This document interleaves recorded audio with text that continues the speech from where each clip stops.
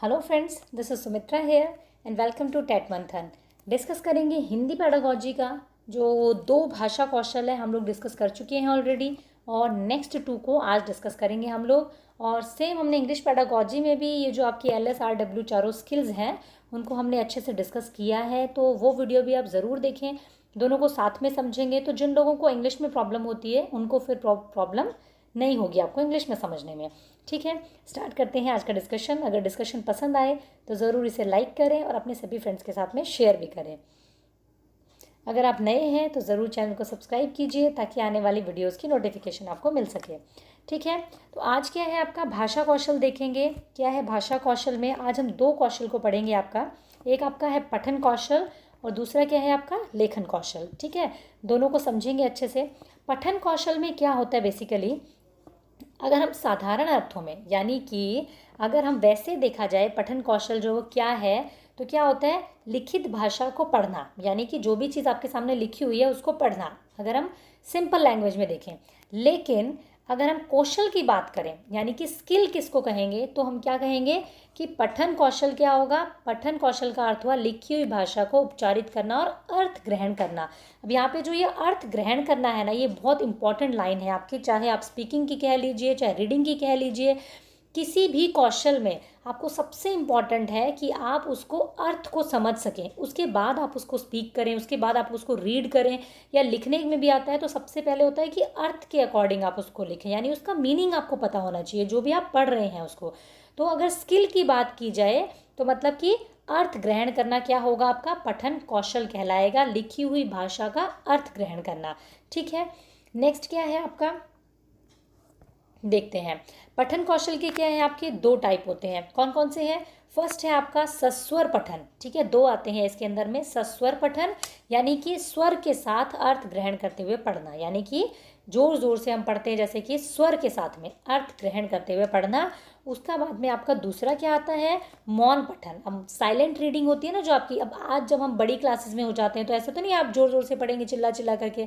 ठीक है, सो सस्वर पठन किसके लिए होता है? जो हमारे छोटे बच्चे होते हैं उनके लिए। और जो बड़ी क्लासेस में जब हम पढ़ते हैं या आज हम कोई नॉवल पढ़ रहे हैं स्टोरी पढ़ रहे हैं तो क्या करेंगे, हम उसको साइलेंट रीडिंग करेंगे, आराम से बिना बोले उसको देख रहे हैं और पढ़ रहे हैं हम लोग। तो क्या होगा मौन रहकर केवल पुस्तक से लिखी हुई सामग्री को क्या करना है आपको ग्रहण करना है, अर्थ ग्रहण करना है उसका, तो क्या होगा मौन पठन। दोनों इंपॉर्टेंट है, सस्वर पठन और मौन पठन। क्वेश्चन हमेशा आता है यहाँ से। अब सस्वर पठन में कौन कौन सी चीज़ें हैं देखते हैं। सस्वर पठन में सबसे एक जो इसका आता है वो होता है आपका आदर्श वाचन, यानी कि आदर्श पठन, आइडियल रीडिंग जो है कौन करता है? शिक्षक द्वारा उचित आरोह अवरोह का प्रयोग करके पढ़ने की क्रिया संपन्न कराई जाती है। ऐसे पठन को क्या कहेंगे? आदर्श पठन। यानी कि सबसे पहले क्या होता है टीचर हमारे सामने रीडिंग करते हैं तो उसको आदर्श पठन कहते हैं। मतलब कि इसलिए तो कहते हैं ना कि अगर टीचर गलती करते हैं तो क्या होगा बच्चे पीछे पीछे गलती करेंगे। तो टीचर का जो रीडिंग होती है, जो पठन होता है वो एकदम आदर्श होना चाहिए, आइडियल होना चाहिए, बिना किसी मिस्टेक के होना चाहिए, बिल्कुल करेक्ट प्रोनाउंसिएशन के साथ में होना चाहिए। ठीक है, नेक्स्ट क्या है आपका अनुकरण वाचन, यानी कि इमिटेशन रीडिंग। वो क्या होती है? शिक्षक द्वारा किए गए जो आदर्श वाचन होता है उसको बच्चों द्वारा दोहराना। अब क्या होगा टीचर ने जैसे आपको पढ़ाया है रीडिंग की है उसके बाद में बच्चे उस चीज़ को वैसे ही रीडिंग करेंगे। ठीक है, तो उसको क्या कहेंगे इमिटेशन रीडिंग। नेक्स्ट आपका क्या है व्यक्तिक वाचन, यानी कि इंडिविजुअल रीडिंग। इंडिविजुअल रीडिंग में क्या होता है एक व्यक्ति के द्वारा किए गए सस्वर पठन को व्यक्तिक वाचन कहते हैं। जैसे हम लोग करते हैं ना क्लास में, पहले टीचर ने पढ़ा दिया फिर हम एक बच्चे को उठाएंगे और एक बच्चे को मतलब बोलेंगे कि भाई आप इसको पढ़ के सुनाइए, तो क्या होगा व्यक्तिक वाचन, इंडिविजुअल रीडिंग हो गया वो। उसके बाद आता है सामूहिक वाचन, यानी कि ग्रुप रीडिंग। छोटी क्लासेस में होता है ना जब हम कुछ वर्ड को हमने प्रोनाउंस किया, जैसे कि बोलते हैं अ से अनार और फिर क्लास के सारे बच्चे बोलते हैं अ से अनार, यानी कि ग्रुप रीडिंग, साथ में बच्चे जो है पढ़ते हैं, सामूहिक पठन उसको कहते हैं हम लोग। ठीक है, फिर आता है आपका मौन पठन। मौन पठन में क्या आता है लिखित सामग्री को बिना आवाज़ के मन ही मन में पढ़ना, जैसे कि हम आजकल पढ़ते हैं कि साइलेंट रीडिंग, यानी कि आवाज़ निकाले बिना। ठीक है, उसको पढ़ना आपको। मौन पठन में क्या होता है आपका थकान कम होती है, नेत्र और मस्तिष्क जो होते हैं सक्रिय रहते हैं। ठीक है, जब आप बोल बोल के पढ़ते हैं तो क्या होता है आपके कानों से आप सुनते हैं चीज़ों को। ठीक है, लेकिन मौन पठन में आपका टोटली आपका जो कंसंट्रेशन होगा वो आइज़ का बुक के अंदर होगा। ठीक है, और आपका जो माइंड होगा वो अलर्ट रहेगा। ठीक है, तो क्या होगा, थकान कम होती है, क्योंकि हम बोल नहीं रहे हैं तो क्या होगा, हमारी एनर्जी जो है वो कम कंज्यूम हो रही है। ठीक है, इसमें पाठक एकाग्रचित होकर ध्यान केंद्रित करता है, यानी कि बिल्कुल ही आप आराम से एकाग्रचित होकर के ध्यान लगा करके पढ़ सकते हैं। इसका उद्देश्य क्या होता है, जो आपकी जो भी आप पढ़ रहे हैं उसका आपको एक सेंट्रल आइडिया समझना होता है। ठीक है, जो मौन पठन होता है उसके अंदर में। उसके बाद क्या आता है आपका, नेक्स्ट है आपका कि जो सामग्री होती है उसका एक निष्कर्ष निकालना। जैसे कि आपने क्या किया, अब पैराग्राफ आपका सीटेट में आता है तो आप उसको क्या करेंगे, आराम से उसको पढ़ेंगे बिना बोले, और फिर उसके बाद में उसका आप एक का टाइटल निकालना हो अगर आपको, तो आप उसका टाइटल निकाल लेंगे। ठीक है, तो इसमें ये होता है आपका मौन पठन में। फिर आता है आपका गंभीर वाचन। गंभीर वाचन यानी कि केंद्रीय भाव, सीरियसली होकर के जब हम किसी चीज़ को देखते हैं तो उसमें से क्या करते हैं हम लोग, सिर्फ एक केंद्रीय भाव की खोज करते हैं, यानी कि एक सेंट्रल आइडिया लेते हैं उसका हम लोग। ठीक है, वो हो गया आपका गंभीर वाचन। द्रुत वाचन क्या है, यानी कि क्विक रीडिंग, सिर्फ हम लोग प्लेजर के लिए पढ़ रहे हैं, यानी कोई स्टोरी बुक है, कोई नॉवल है, उसको हम पढ़ रहे हैं तो उसको क्या कहेंगे, धूर्त वाचन कहेंगे, द्रुत वाचन कहेंगे। उसको हम प्लेजर के लिए पढ़ रहे हैं, आनंद के लिए पढ़ रहे हैं, मतलब एक टाइम का आप सदुपयोग करने के लिए, भाई खाली बैठे हैं चलो पढ़ लेते हैं स्टोरी बुक। ठीक है, इनके शिक्षण विधियाँ क्या हैं आपकी, एक होती है आपकी वर्ण बोध विधि। ठीक, क्या होती है, इसमें सबसे पहले वर्णों का ज्ञान कराया जाता है, स्वर पहले, व्यंजन बाद में, और फिर मात्राएं आती हैं आपकी। पहले बताएंगे ये वाले स्वर हैं, उनको हम सिखाएंगे बच्चों को, फिर व्यंजन सिखाएंगे, फिर उनकी मात्राएं सिखाएंगे। तो ये वर्ण बोध विधि हो गई आपकी। ठीक है, उसके अलावा ध्वनि साम्य विधि, इसमें क्या होगा, समान उच्चारण वाले शब्दों को हम साथ साथ सिखाएंगे। ठीक है, जिन भी शब्दों का समान उच्चारण होता है उनको हम क्या करेंगे, साथ साथ में सिखाएंगे बच्चों को। एक ये वाली विधि हो गई। उसके बाद क्या आती है आपकी स्वरोच्चारण विधि, जिसमें कि हम 12 खड़ी होता है ना, जो जैसे हम बोलते हैं इसको क, का, की, को, ये सब बच्चों को अक्षरों और शब्दों की जो स्वर ध्वनि होती है उसको हम सिखाते हैं। इंग्लिश में हमने पढ़ा था ना, फोनीम जो होता है, तो उसको क्या कहेंगे, स्वरोच्चारण विधि। उस तरीके से हम बच्चों को क्या करते हैं, पढ़ना सिखाते हैं फिर। ठीक है, जैसे बच्चा स्टार्टिंग में छोटा होता है तो द है, द पर एक ही मात्रा लगाई हमने तो क्या बन गया, दे बन गया। इस तरीके से हम बच्चे को पढ़ना सिखाते हैं। देखो और कहो विधि, देखो और कहो विधि में क्या होता है, इसमें शब्द से संबंधित चित्र दिखाकर शब्द का ज्ञान कराया जाता है। भाई आपने कोई बच्चे को कोई आपने क्या किया, पिक्चर दिखा दिया और फिर कहेंगे कि इसके बारे में आप बोलो कुछ चीज़ें। ठीक है, इसके बारे में आपको, इस विधि में क्या होती है, ये विधि मनोवैज्ञानिक है। कई बार देखने, सुनने और बोलने से वर्णों के चित्र मस्तिष्क पर अंकित हो जाते हैं। ठीक है, भैया आपने क्या किया, अनार आम का चार्ट लगा हुआ है बोर्ड पर, उसको देख देख करके बच्चों को कहा कि इसको देखो और फिर पढ़ो, आप लोग बोलो इसको। ठीक है, फिर आता है आपका वाक्य विधि। इस विधि में वाक्य और वाक्यांशों में आपको बताया जाता है। ठीक है, बालक बोलता है, पहले वाक्य, फिर शब्द बोलता है, फिर वर्ण, फिर उस तरीके से आप वाक्य की तरफ बढ़ते हैं, यानी कि जो चीज़ें उसको आती है फिलहाल नोन, उससे अननोन की तरफ आप उसको लेकर के जाते हैं। ठीक है, नेक्स्ट क्या है आपकी कहानी विधि। अब कहानी विधि में क्या है, बच्चों को आपने क्या किया, बच्चों को पहले कहानी सुनाई, उसके बाद में आप उन्हें लिखने के लिए कह सकते हैं उस कहानी को कि भाई आप इसको अपने शब्दों में लिखो। अनुकरण विधि, देखो और कहो विधि का ही दूसरा रूप है। इसमें क्या होता है, अध्यापक एक एक शब्द बालकों के समक्ष कहता है और फिर बच्चे क्या करते हैं, उसको दोहराते हैं। ठीक है, जैसे कि कई बार होता है ना, टीचर पहले बुक का एक लेसन आपको, मतलब एक पेज पढ़ के सुना देता है, फिर उसके बाद में बच्चों से कहते हैं कि भाई आप अब इसको पढ़ो, तो वो हो गया आपका अनुकरण विधि। ठीक है, ये इसकी कुछ विधियां हैं। इसका महत्व की अगर मैं बात करूं तो एक हम इसको सेंटर पॉइंट समझ लेते हैं। महत्व क्या है भाई, पठन कौशल का, यानी कि रीडिंग का महत्व क्या है, उद्देश्य क्या है, बालकों को सही स्वार्थ और भाव के अनुसार पढ़ाना सिखाना और भाव को ग्रहण करना। भाई रीडिंग स्किल का मतलब ही ये है कि बच्चे जो हैं, जो पढ़ रहे हैं ना, जो भी पढ़ रहे हैं उसको करेक्ट पढ़ें और उसका मीनिंग उन्हें पता होना चाहिए। ये नहीं कि सिर्फ पढ़ रहे हैं, पढ़ना तो आ जाता है लेकिन उसका अर्थ भी उन्हें समझ में आना चाहिए। शुद्ध पठन सिखाना, यानी कि वो करेक्टली पढ़ सकें। ठीक है, उसके बाद कहाँ विराम चिन्ह है, अर्ध विराम है, चिन्हों का प्रयोग जो है वो उनको समझ आ सके। ठीक है, ये होता है आपका पठन कौशल का उद्देश्य। सही उच्चारण करे, ध्वनि, उचित बल कहाँ कहाँ पर देना है। ठीक है, उससे क्या होगा आपका, वो आपका पठन कौशल जो है महत्व होता है उसका। नेक्स्ट देखेंगे अगर हम, तो क्या है, विद्यार्थियों के सर्वांगीण विकास में सहायक होती है। छात्र जो है शुद्ध उच्चारण सीखते हैं। देखो, रीडिंग अगर स्किल अच्छी होती है बच्चे की तो वो उसकी सर्वांगीण विकास में सहायक होती है, क्योंकि बहुत सारी चीज़ें हम किताबों से पढ़ करके सीखते हैं। ठीक है, उसके शब्द भंडार में वृद्धि करेगी, यानी वोकैबलरी जो है बच्चे की बढ़ेगी। अब आप खुद देखिए, जब आपको इंग्लिश अगर सीखने की बात आती है अपने यहाँ पर, जैसे इंग्लिश सेकेंड लैंग्वेज है तो उसकी लर्निंग करते हैं जब हम, तो कहा जाता है कि भाई ज़्यादा से ज़्यादा बुक्स को पढ़िए, तो उससे क्या होगी, आपकी वोकैबलरी अच्छी होगी। व्याकरणिक ज्ञान में वृद्धि होती है। जैसे जैसे बच्चा बच्चा जितना पढ़ेगा उसको व्याकरण के नियम भी समझ में आएंगे। ठीक है, महान व्यक्तियों की जीवनी, आत्मकथा अगर हम पढ़ते हैं तो क्या होते हैं, उससे जो गुण होते हैं उनके अंदर में, आदर्श गुण, उससे बच्चा सीखता है, उसको आत्मसात करता है। जैसे महात्मा गांधी की जीवनी अगर कोई बच्चा पढ़ रहा है, जब पढ़ना आएगा तभी तो पढ़ेगा ना वो, तो उनकी जीवनी, बायोग्राफी अगर पढ़ते हैं तो उनके गुणों को बच्चा जो क्या करता है, अंदर अपने आत्मसात करता है, उसको समझता है, उनको धारण करता है। नवीन पुस्तकों के पढ़कर नवीन जानकारी प्राप्त कर सकता है, यानी कि नई नई बुक्स पढ़ सकता है। अगर उसको रीडिंग आती है तो, रीडिंग स्किल अगर उसकी बेहतर है तो नई नई बुक्स पढ़ेगा, नई नई जानकारियाँ मिलेंगी उसको। ठीक है, और पढ़कर समय का सदुपयोग कर सकता है।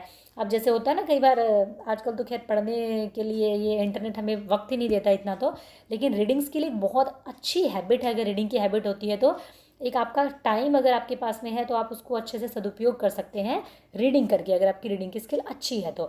ठीक है, लेखन कौशल क्या है अब आपका, मौखिक रूप के अंतर्गत भाषा का ध्वन्यात्मक रूप एवं बालकों की मौखिक अभिव्यक्ति आती है। जैसा कि हमने देखा, मौखिक कौशल में क्या हो गया, हम ध्वनियों का उच्चारण करते हैं। ठीक है, उन्हीं ध्वनियों और प्रतीकों को, ठीक है, जब हम क्या करते हैं, उन्हीं ध्वनियों को प्रतीकों के रूप में व्यक्त किया जाता है, इन्हें लिपिबद्ध करके स्थायित्व प्रदान किया जाता है, उसको भाषा का लिखित रूप कहते हैं।